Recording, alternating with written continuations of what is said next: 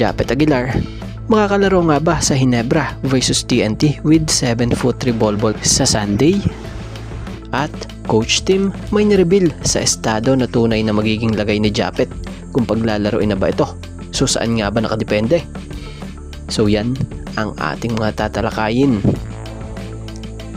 So kung mapapansin nyo, dalawang games na walang Japet Aguilar sa Ginebra. Noong una ay versus Meralco at noong pangalawa ay nitong versus Rain or Shine. Simula nang ma-injured ito noong versus Blackwater matapos mapabalitang dumura ito ng dugo na siyang naging dahilan para isugod sa hospital.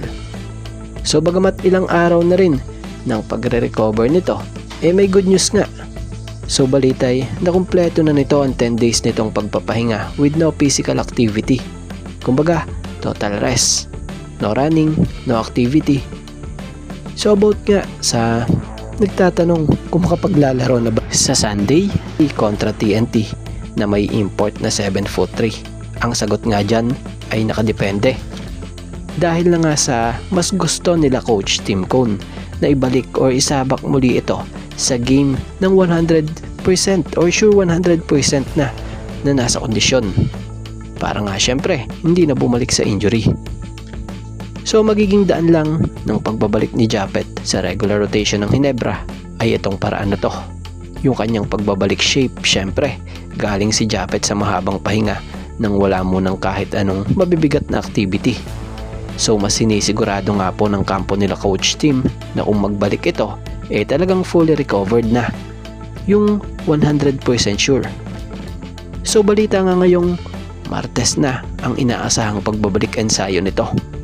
So dito din siguro nila malalaman kung makakabalik ba agad sa shape etong si Japet Aguilar. Dahil malagin din talaga na makabalik sa kondisyon ang gaya ni Japet. Dahil mabigat nga po ang kalaban. Itong huling makakalaban ng Ginebra kung saan itong TNT may bitbit na fresh from NBA na 7'3" agile at tinatawag noong Unicorns na si Bolbol. So kung sakaling makabalik nga po si Japet, malaking bagay ito versus TNT para kahit papano magagamit ng Ginebra din yung size nito at pagiging high flyer para malimitahan ang gaya nitong 7'3" na si Bolbol na import. So tingnan pa rin natin dahil may pagbabasehan nga dyan sila Coach Tim kung kailan ba pwede nang gamitin or paglaruin itong kanilang main center sa Ginebra na si Japet Aguilar.